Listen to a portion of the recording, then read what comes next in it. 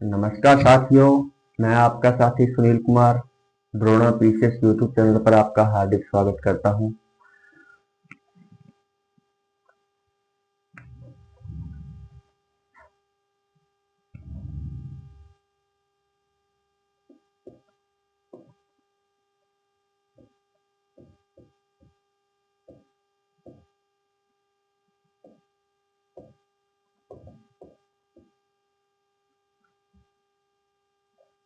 अपनी क्लास है रीजनिंग की। रीजनिंग रीजनिंग में टॉपिक चल रहा है दर्पण,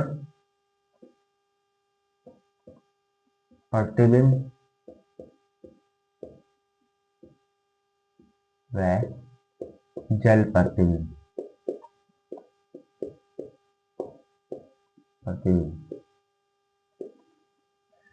दर्पण प्रतिबिंब व जल प्रतिबिंब।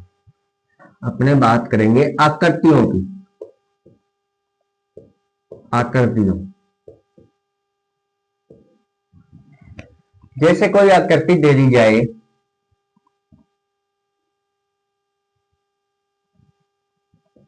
एक ये आकृति है,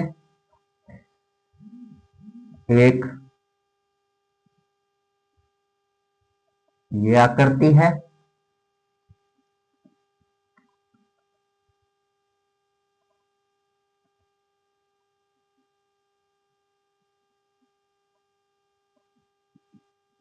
और एक ये आकृति है। अब इस आकृति को, ये आकृतियां हैं, इनको दर्पण प्रतिबिंब में जब देखना है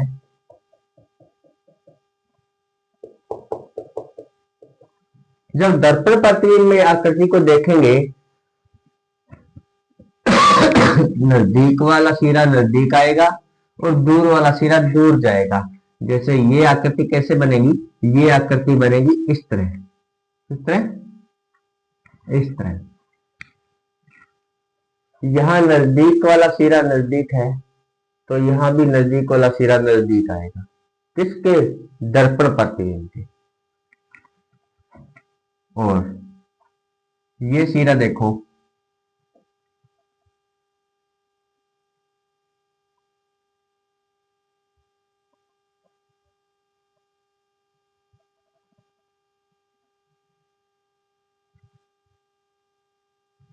इस तरह, नजदीक वाला नजदीक और दूर वाला दूर। इस तरह ये भी इस तरह आएगा, जैसे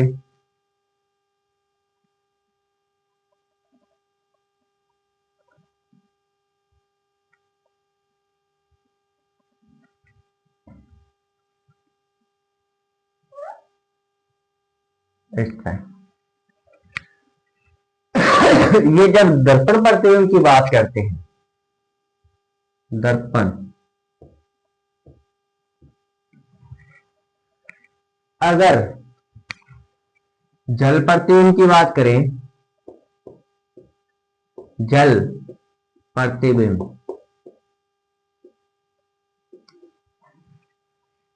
आकृति,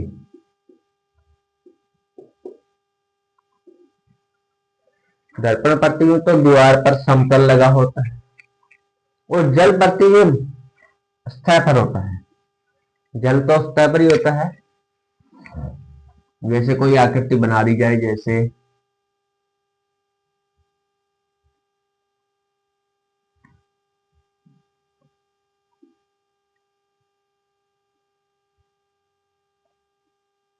इस तरह की कोई आकृति है, क्या इस तरह की कोई आकृति है, ये जल है। और जल में कैसे बनेगी? ये नजदीक वाला सिरा नजदीक यानी ऊपर ऊपर उठा हुआ आएगा। अब देखो, यहां से देखें तो ये सिरा ऊपर है और ये नीचे वाला सिरा है। जब जल प्रतिबिंब में देखेंगे तो नीचे वाला जो सिरा है वह ऊपर दिखाई देगा, ये वाला सिरा है वह जल में कहां दिखाई देगा? ऊपर, यानी नजदीक। जैसे अपने कोई पोखर है, कोई तालाब है, उसके पास नजदीक खड़े हैं तो अपनी छाया कहाँ होगी? अपना जो सिर है वह आगे लंबा चला जाएगा और जो पैर है वो नजदीक होंगे। जल प्रतिबिंब में क्या होगा? सिर है वह दूर चला जाएगा, पैर है वह नजदीक होगा। इसी तरह देखो, ये ऊपर वाला सिरा है वह कहां चला जाएगा? यहां आ जाएगा, यानी दूर आ जाएगा। और जो नीचे वाला सिरा है वह कहां रहेगा? उसके नजदीक रहेगा। क्या? नजदीक रहेगा। जैसे ये आकृति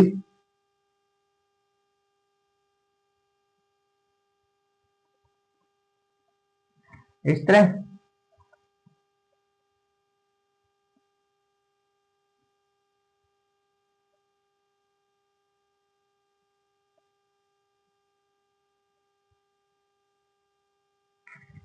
कैसे बनेगी?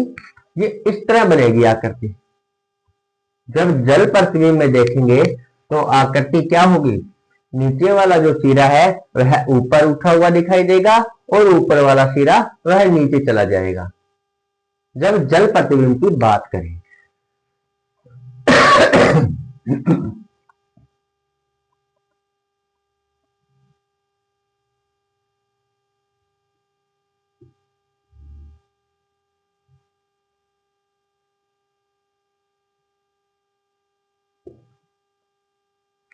ये इस तरह की कोई आकृति है और पूछा गया कि जल प्रतिबिंब में इसको दर्शाओ, तो ये इस तरह बनेगी।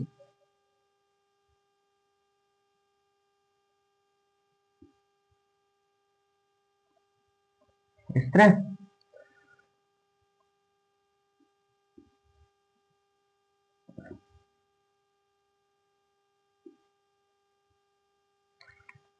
जल प्रतिबिंब में यह आकृति इस तरह बनेगी। कैसे बनेगी? ये जो तीर का निशान है वह सेम दिशा में रहेगा, लेकिन जो ऊपर वाला सिरा है वो नीचे चला जाएगा और नीचे वाला सिरा ऊपर आ जाएगा। जब जल प्रतिबिंब की बात करें तब जल प्रतिबिंब,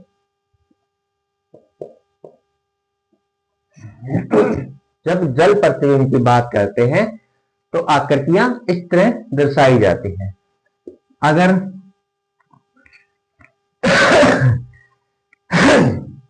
जैसे ये व्यक्ति बनाया कोई,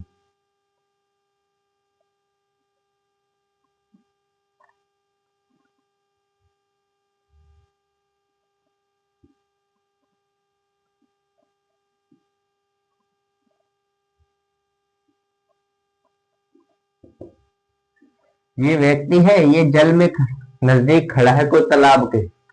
ये एक तालाब है। क्या है? तालाब है। और यहां वह खड़ा है, तो इसका प्रतिबिंब, ये जो पैर हैं ये नजदीक हो जाएंगे, यहां नजदीक हो जाएंगे। और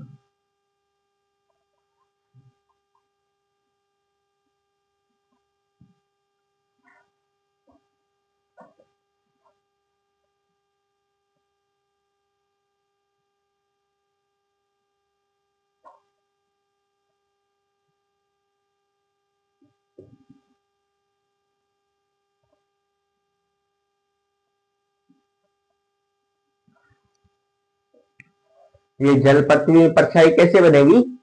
ये ऊपर वाला, ये सिर देखो कहां था और कहां आ गया? नीचे आ गया।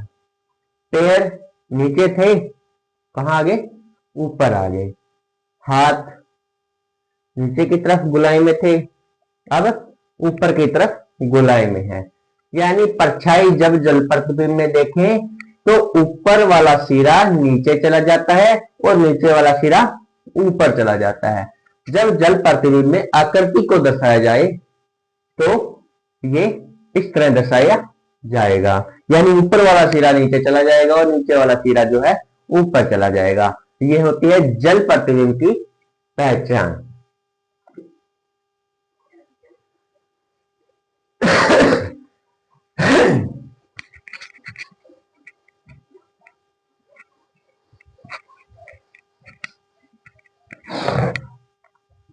हाँ, दर्पण प्रतिबिंब में जब समय दर्शाया जाए, घड़ी की बात आए, घड़ी, जब घड़ी की बात आती है दर्पण प्रतिबिंब में, मान लो ये एक घड़ी है और ये मध्यम बिंदु है जहां सुइयां चलती हैं। ये है 12 बजे, यहाँ 6, यहाँ 3 और यहाँ 9। घड़ी के अंदर इस तरह ही बना होता है टाइम वर्क, 1 और यह है 2, 4 और 5, 7, 8, 9, 10 और 11। अब हमें बोला गया घड़ी के अंदर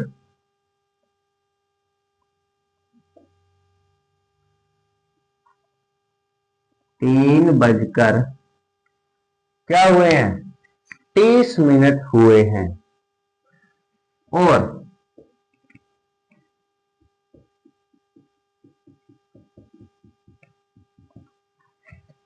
दर्पण प्रतिबिंब में इसका समय बताओ। क्या, दर्पण प्रतिबिंब के अंदर इसका समय बताओ।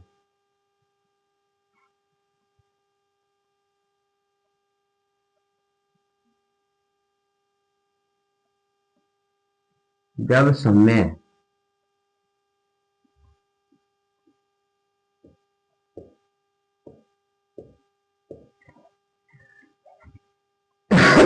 ग्यारह से कम हो तो 11:60 में से घटा देते हैं।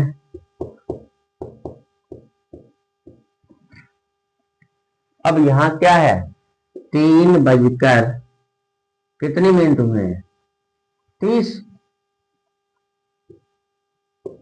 तो अपने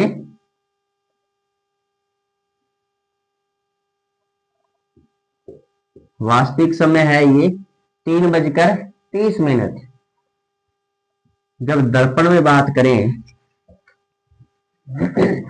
अपने से दर्पण का पूछा है तो दर्पण का क्या करेंगे, 11:60 में से 3:30 घटा देंगे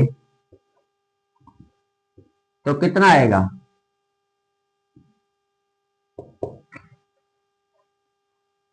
8:30।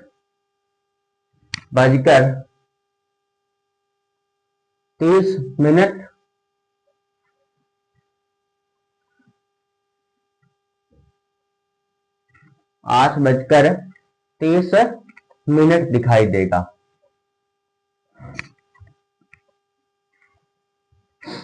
ये क्या सुई है, ये इधर तिरछी चली जाएगी, ये सुई यहां है तो ये इधर तिरछी चली जाएगी। क्या चली जाएगी, तिरछी। आप घड़ी को दर्शा के देख लेना दर्पण के अंदर कहां दिखाई देती है, बस कहां दिखाई देगी, 8:30। यहाँ ये सुई है वो इधर तिरछी इधर आ जाएगी, इधर आ जाएगी, इधर आ जाएगी, ये सुई इधर दिखाई देगी, यानी 90 डिग्री का कोण बनाएगी।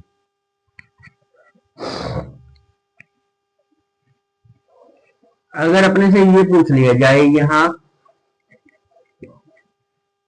कि 5:25 हुए हैं, तब भी तो 11:60 में से ही घटाना होगा। जब दर्पण प्रतिबिंब की बात की जाती है, दर्पण प्रतिबिंब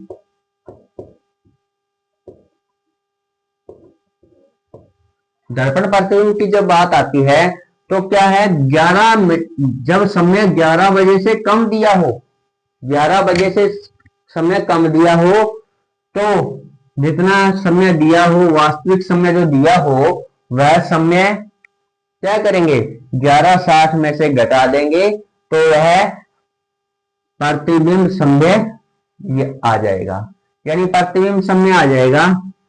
अब अपने से क्या पूछा गया है कि 5:25 हुए हैं, क्या वास्तविक घड़ी के अंदर जो टाइम हुआ है 5:25 हुआ है, लेकिन जब इस समय को दर्पण के अंदर देखेंगे यानी शीशे के अंदर देखेंगे तब यह समय कितना दिखाई देगा। समय जब समय निकालना है तो ये जो वास्तविक समय जो दिया हुआ है वह 11:60 में से घटा देंगे, 11:60 में से घटा देंगे तो दर्पण समय आ जाएगा।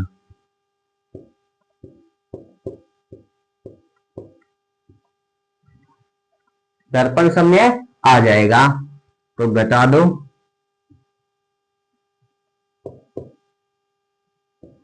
6:35 हुए होंगे तो वास्तविक समय दर्पण में जब 6:35 समय होगा तो वास्तविक समय 5:25 होगा, यानी जब 5:25 हुए हैं तो अपने दर्पण में देखेंगे ना तो वहां समय दिखाई देगा 6:35। क्या समय दिखाई देगा, 6:35। अब हमें दे रखा हो जैसे 11:25 हुए हैं, 25 हुए हैं, 11:25 हुए हैं वास्तविक समय, और दर्पण में देखने पर क्या समय होगा, दर्पण का पूछा है। ये देखो क्या समय है, 11:60 से तो कम ही है, 11:25 यानी 11:60 से कितना कम है, तो यहां अपने 11:60 में से 25 घटा देंगे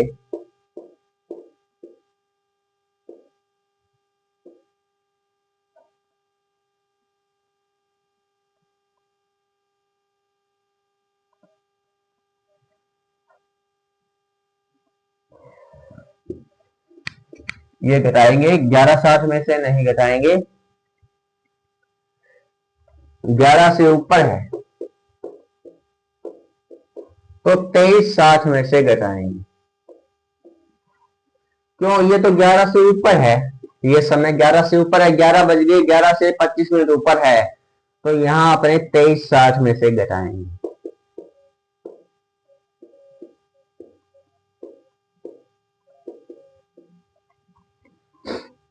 25:35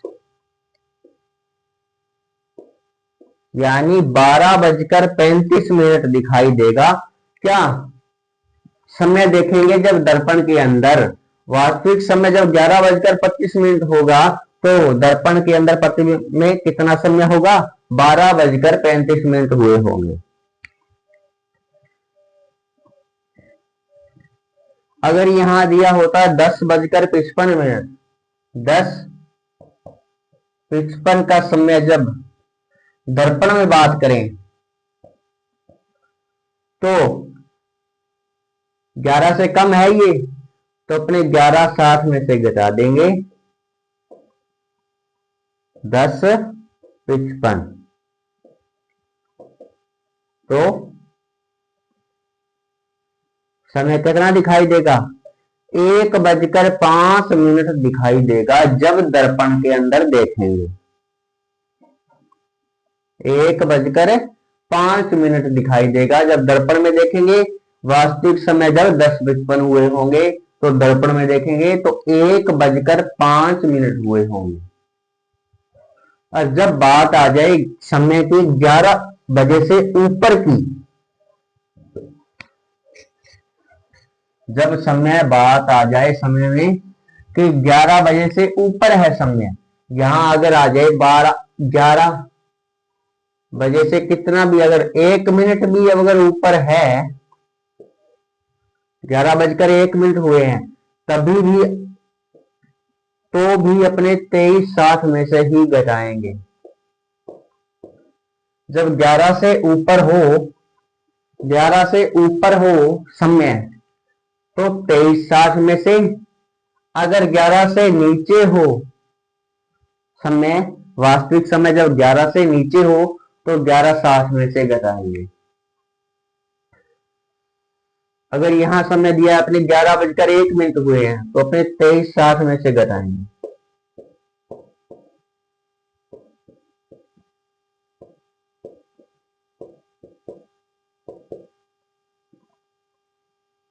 यानी 12:59 पर,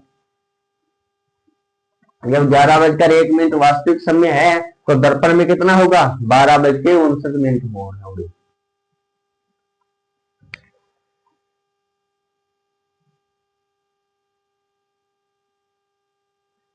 किस बजकर 15 हुए हैं तो वास्तविक समय है। ये क्या है? वास्तविक समय कितना है? 21:15 और दर्पण में पता करना है तो अपने क्या करेंगे? 23 में से घटा देंगे। 23:60 में से 21:15 माइनस कर देंगे तो अपना दर्पण का जो समय आ जाएगा।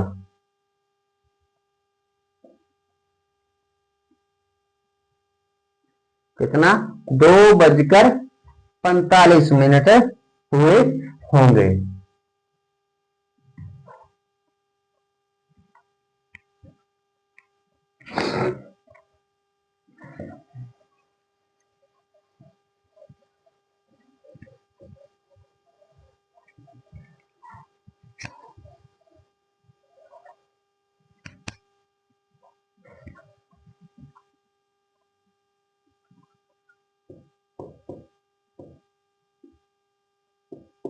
का वास्तविक समय देखकर जब दर्पण प्रतिबिंब में समय का पूछे तो जब समय 11 से कम हो तो 11:60 में से घटा देते हैं।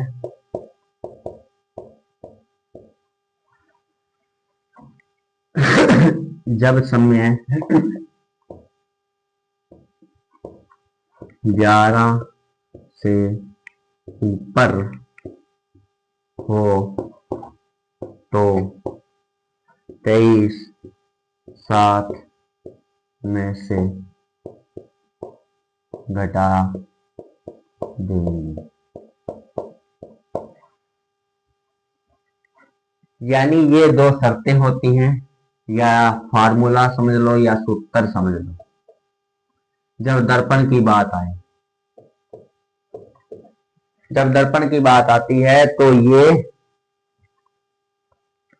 घड़ी का जब समय वास्तविक दिया हो और दर्पण प्रतिबिंब में पूछे समय का, तो अपने समय जैसे कुछ भी दिया हो, जैसे 4:15 हुए हैं, क्या ये वास्तविक समय है? ये वास्तविक समय है 4:15।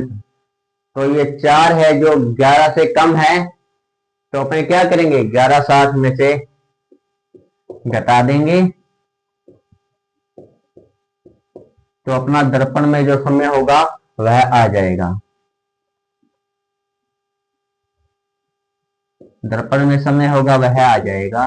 कितना? 7:45 हुए होंगे जब दर्पण में देखेंगे।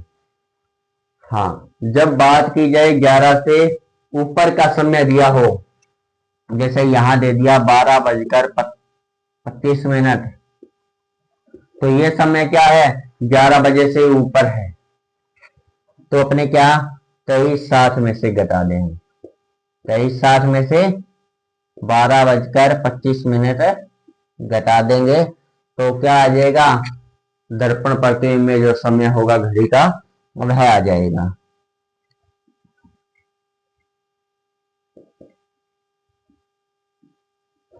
11:35 हुए होंगे जब दर्पण में देखेंगे। वास्तविक समय जब 12:25 हुए होंगे तो दर्पण प्रतिबिंब में कितना समय होगा, 11:35 हुए होंगे। धन्यवाद साथियों, जय हिंद जय भारत। आज की क्लास को अपने यही विराम देते हैं, तब तक के लिए धन्यवाद।